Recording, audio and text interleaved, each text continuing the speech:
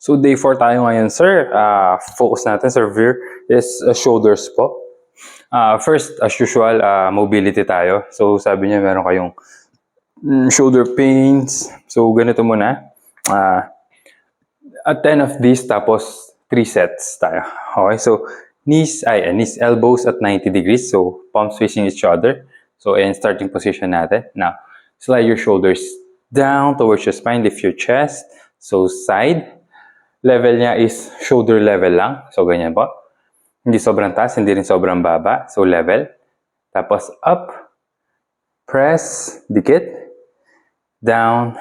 Reset. Release. That's one. Again. Side. Up. Up. Reset. Down. Release. Pakita ko nakaharap. So, side. Up. All the way up. Down. Diyan, reset. Okay po. So, tinatamaan natin dyan yung lahat ng heads, lahat ng insertion ng shoulders natin. So, lateral, na posterior, anterior, balik, and down.